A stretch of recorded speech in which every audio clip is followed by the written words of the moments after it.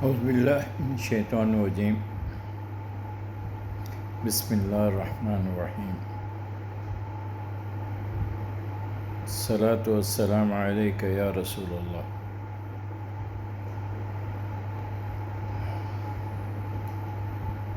قصہ قادیانیت کا یہ ایک ایسا موضوع ہے جس کا کوئی سرا نہیں ملتا۔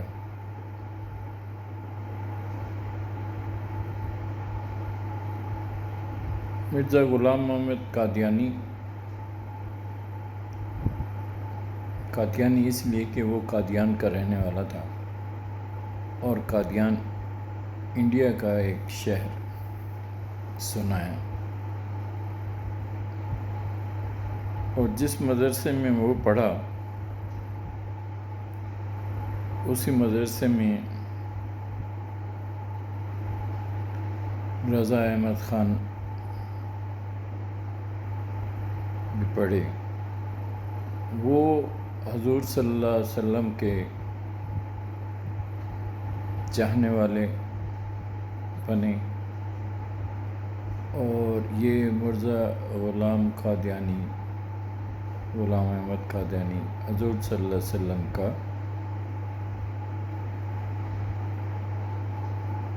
عدو بن گیا۔ اس وقت پتہ نہیں اس کی ذہنی حالت کیا ہوگی، ہم تو نہیں جانتے۔ شاید اپنے وقت میں جب یہ تعلیم حاصل کر رہا تھا تو دین سے اسے لگتا ہے کہ بہت رغبت تھی، اور اس رغبت میں ہی اس نے غلو کیا، اور اس غلو میں یہ پھنس گیا،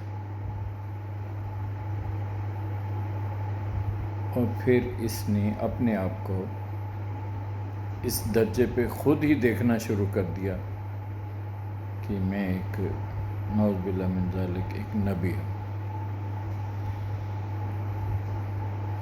باتیں اس کی سب جانتے ہیں، ہسٹری بڑی پڑھی، انسائکلوپیڈیا پڑھا ہے، گوگل پڑھا ہے، وہ اپنا یوٹیوب پڑھا ہے، سب دیکھ سکتے ہیں۔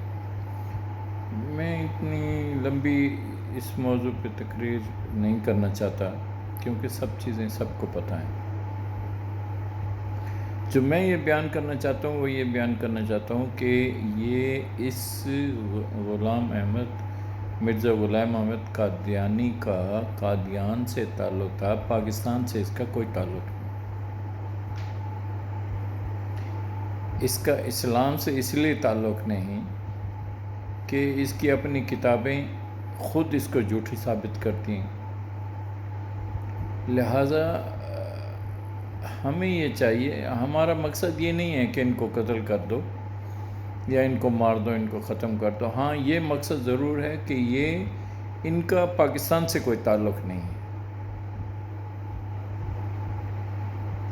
کیونکہ پاکستان کا تعلق جو ہے وہ حضور پاک صلی اللہ علیہ وسلم کا ہے۔ آپ کی نظر کرم، اب یہ بات آشکارا ہے، بہت عیاں ہو چکی ہے کہ آپ کی نظر کرم سے قائد اعظم کے ہاتھوں یہ پاکستان بنا، اور قائد اعظم نے خود اس کی تصدیق کی، عثمانی صاحب نے بھی تصدیق کی۔ تو اب ہمارا کام کیا بنتا ہے؟ ہمارا کام اس سٹیج پہ ہمارے 3 کام ہیں۔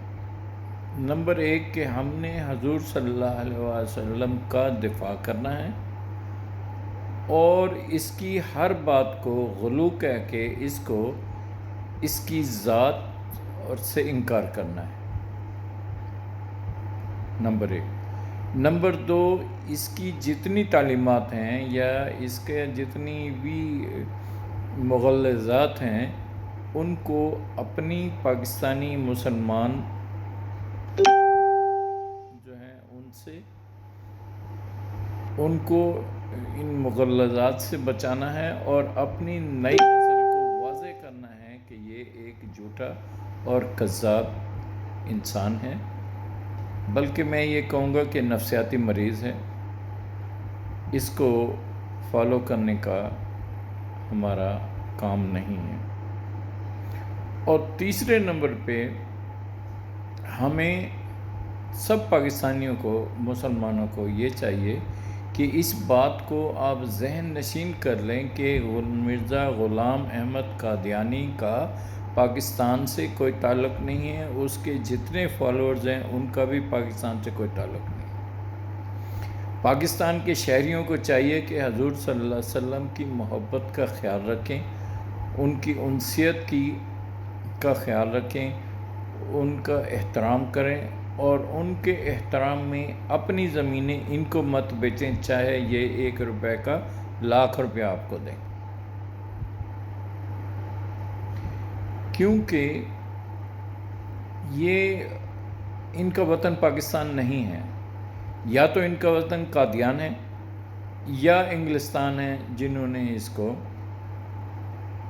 سپورٹ بھی کیا اور بڑھاوا بھی دیا۔ ہمارے موجودہ وزیر اعظم جو ہیں جناب عمران خان صاحب، وہ حضور پاک صلی اللہ علیہ وسلم کی بہت مثالیں دیتے ہیں، ہر تقریب میں تقریباً وہ 2-3 دفعہ ان کا نام لیتے ہیں، نام مبارک لیتے ہیں، مگر ان کا ایک عجیب اپنا ایک ان کے حالات ہیں کہ وہ یورپ میں رہے اور انہوں نے تعلیم حاصل بھی کی ایکسپورٹ سے، اور دین کی تعلیم بھی جتنی ان کی ہوگی وہ بھی انہوں نے حاصل کی۔ تو ان کے ذہن میں ایک خیال ہے کہ بھئی ٹھیک ہے، جو ہر کوئی اپنا اپنا جس نے جو بھی دین سنبھالا ہوا ہے یا مذہب سنبھالا ہوا ہے سنبھالنے دو، ہمیں اس سے کیا، ہمیں اپنا مطلب بات کرنی ہے۔ لیکن یہاں ایک بات یہ ہے کہ عام آدمی، اگر عام عمران خان ایک کھلاڑی ہوتے تو اور بات تھی، لیکن اس وقت وہ حاکم پاکستان ہیں، ان کی یہ ذمہ داری بنتی ہے کہ حضور صلی اللہ علیہ وآلہ وسلم کے جتنے بھی دشمنان جس شکل میں بھی ہیں ان کا پاکستان سے کلا قمع کریں، لیکن شاید وہ نہیں کر سکیں گے، کیونکہ ان کا یہ خیال ہے کہ وہ اپنا کام کریں، ہم اپنا کام کریں، جتنا میں اب تک ان کو سمجھ سکا ہوں۔ تو یہ ہمارے عوام پہ فرض ہے، مسلمان پہ فرض ہے کہ حضور صلی اللہ علیہ وسلم کے دشمن کو حضور صلی اللہ علیہ وسلم کی ملکیت کی چیزیں مت بیچیں۔ پاکستان حضور صلی اللہ علیہ وسلم کی ملکیت ہے، حضور صلی اللہ علیہ وسلم کی خاص نظر کرم سے یہ عطا ہوا ہے۔ 27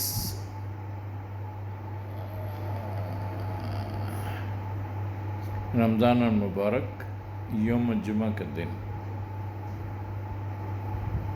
پاکستان کی تخلیق ہوئی، پیدائش ہوئی، تو یہ بھی اس بات کی گواہی دیتی ہے۔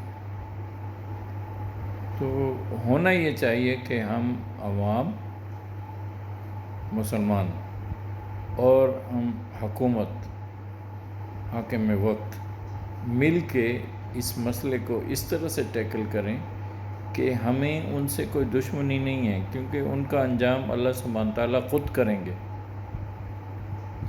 جس طرح اللہ سبحانہ تعالیٰ اپنا شریک برداشت نہیں کرتے، اسی طرح اللہ سبحانہ تعالیٰ حضور پاک صلی اللہ علیہ وسلم جو کہ ان کے محبوب ہیں ان کا شریک بھی برداشت نہیں کرتے، اور اللہ چاہیں یا اللہ کے حضور محمد صلی اللہ علیہ وسلم چاہیں تو سیکنڈوں میں کن کی دیر ہے اور یہ سب ختم ہو جائے۔ لیکن میں یہ سمجھتا ہوں کہ یہ ہم سب مسلمانوں کے لیے ایک آزمائش ہے اللہ اور اللہ کے رسول کی طرف سے، کہ اللہ تعالیٰ نے تو کہا تو یہی ہے نا، میں نے تمہیں پیدا کیا اپنی عبادت کے لیے، اور یہ دیکھیں کہ تم میں سے اچھے کام کون کرتے ہیں۔ یہ 2 مین چیزیں ہیں ہماری زندگی کے وجود کی۔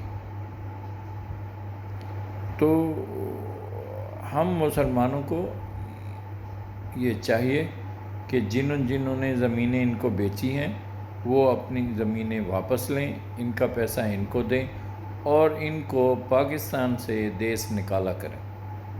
ہمیں مارنے کی ضرورت نہیں ہے، ہمیں ان کو کچھ کرنے کی ضرورت نہیں ہے غلط کسی قسم کا۔ بات یہ ہے کہ آپ کا ہمارے حضور صلی اللہ علیہ وسلم سے کوئی تعلق نہیں ہے، لہٰذا آپ یہ وطن چھوڑ دیں۔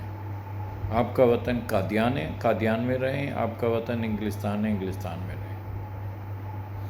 اور مسلمانوں کو، پاکستان کے مسلمانوں کو یہ سمجھ لینا چاہیے کہ یہ ان کا وجود آپ کی آزمائش ہے، اور اس آزمائش میں آپ جواب دہ ہوں گے قیامت کے دن اللہ سبحانہ تعالیٰ کے حضور اور محمد صلی اللہ علیہ وسلم کے حضور۔